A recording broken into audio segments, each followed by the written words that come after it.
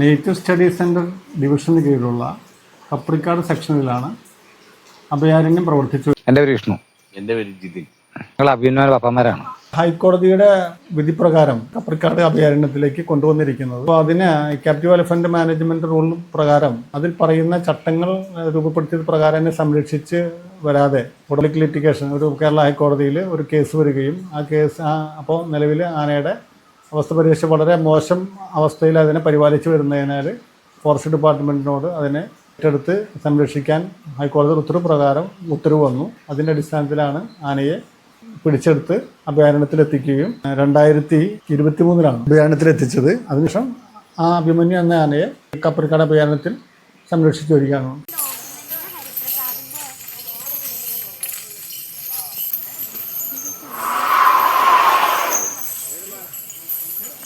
ആന അഴിച്ച് നടത്താറുണ്ട്. അത് കഴിഞ്ഞ് ഒന്ന് ആനയ്ക്ക് ചോറുണ്ട്, രാവിലെ ചോറ് കൊടുക്കും. അത് കഴിഞ്ഞ് ഒന്ന് കുളിപ്പിരി കഴിഞ്ഞ് പിന്നെ ആനയ്ക്കുള്ള തീറ്റ ഇട്ട് കൊടുക്കും, വെള്ളം കൊടുക്കും. പിന്നെ ഉച്ച കഴിയുമ്പോൾ അതുപോലെ തന്നെ ആനയ്ക്ക് വെള്ളം തീറ്റ കൊടുക്കും. രാവിലെ പുല്ലും പ്ലാവില്, വൈകുന്നേരം അതുപോലെ തന്നെ. 16/3/2023 തൃശ്ശൂർ സോഷ്യൽ ഫോറസ്ട്രി വിഭാഗം ഈ ആനയെ ബന്ധോസിലെടുത്ത് ഇവിടെ കൊണ്ടുവരുന്നത്. അന്ന് മുതൽ ഇവിടെ അതിന് നമ്മുടെ ഡോക്ടർ ബിനോയ് സാറിൻ്റെ നേതൃത്വത്തിൽ നല്ല ചികിത്സയാണ് നൽകിക്കൊണ്ടിരുന്നത്. ഇവിടുത്തെ എല്ലാ പാപ്പാന്മാരും കൂട്ടായ പ്രവൃത്തിയിലൂടെയാണ് ചെയ്തത്. വരുമ്പോൾ കാലിലൊക്കെ ഭീകരമായ മുറിവുകളുണ്ടായിരുന്നു. നെറ്റിയിലൊരു മുറിവുണ്ടായിരുന്നു. പൊതുവെ 4 കാലിലും തന്നെ മുറിവുണ്ടായിരുന്നു. പിന്നെ ഡോക്ടറുടെയും മറ്റു എല്ലാ പാപ്പാന്മാരുടെയും അശ്രാന്ത പരിശ്രമം കൊണ്ടാണ് ആ പരിക്കുകളെല്ലാം പൂർണ്ണമായിട്ട് മാറി ഇപ്പോൾ ഈ രൂപത്തിൽ നിൽക്കുന്നത്. എൻ്റെ കണ്ണുകൾക്ക് കാഴ്ച കുറവാണ്. വലത്തെ കണ്ണിന് മാത്രമേ ഇവിടെ കൊണ്ടും ഭാഗ്യമായ കാഴ്ച ഉണ്ടായിരുന്നുള്ളൂ.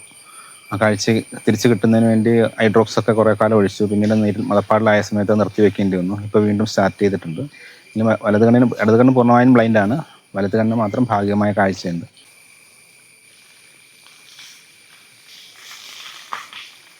പ്രശ്നക്കാരനായ ആനയെന്നാണ് പൊതുവെ പറയപ്പെടുന്നതെങ്കിൽ ഇവിടെ വന്നിട്ട് പ്രശ്നമൊന്നും ഉണ്ടാക്കിയിട്ടില്ല. അത് പരിചയസമ്പന്നരായ പാപ്പന്മാർ തന്നെയാണ് കൈകാര്യം ചെയ്യുന്നത്. ഇപ്പോൾ ആൾ ഒരുവിധം അനുസരണാശീലമൊക്കെ ഉണ്ട്. രാവിലെ നടക്കും, ചോറ് കഴിക്കും, അനുസരണയോടുകൂടി പോകുന്നു. അരി, ഗോതമ്പ്, പയറ്, റാഗി, മഞ്ഞപ്പൊടി, ഉപ്പ്, മുതിര ഇതെല്ലാം വേവിച്ച് മിക്സാക്കി ഊറിലായിട്ട് കൊടുക്കും. രാവിലെ നടപ്പൊക്കെ കഴിച്ചിട്ട് വന്നിട്ടാണ് ആന കുളിപ്പിക്കുന്നത്. ആനയ്ക്ക് ആരോഗ്യപരമായിട്ട് വേറെ കുഴപ്പങ്ങളൊന്നുമില്ല. അഥവാ എന്തെങ്കിലും ഒരു ബുദ്ധിമുട്ടെന്തെങ്കിലും ഉണ്ടെങ്കിൽ ഇവിടെ ഡോക്ടറുണ്ട്.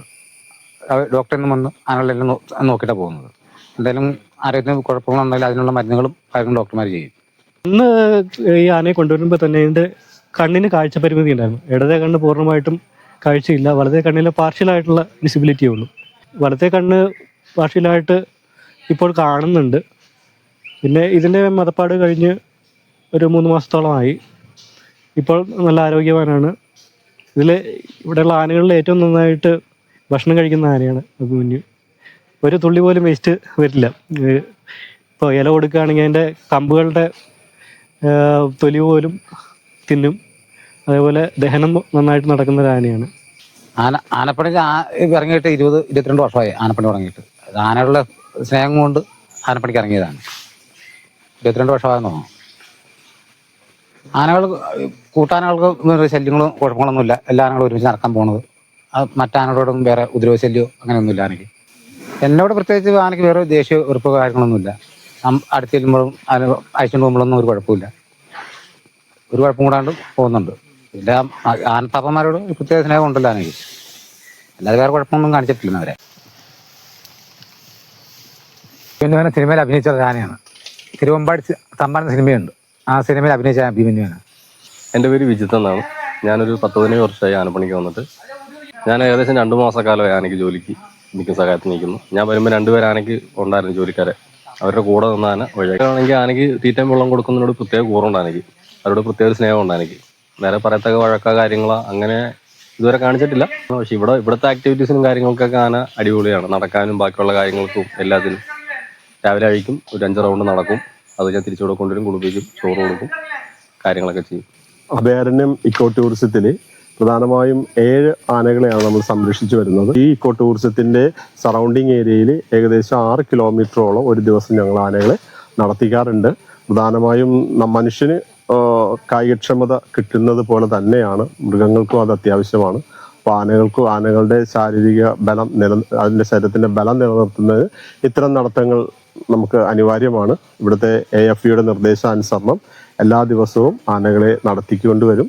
തുടർന്ന് അവയ്ക്ക് വേവിച്ച ഫുഡ് കുളിപ്പിക്കുക, തുടർന്ന് അവയെ അതാത് ഷെൽട്ടറുകളിലേക്ക് ഞങ്ങൾ അവയെ കൊണ്ടുപോയി കിട്ടാറുണ്ട്. അപ്പോൾ ഒരു ദിവസം ഒരു ആന മിനിമം ഇവിടെ 6 കിലോമീറ്റർ നടക്കുന്നുണ്ട്. അത് AFEയുടെ നിർദ്ദേശമാണ്.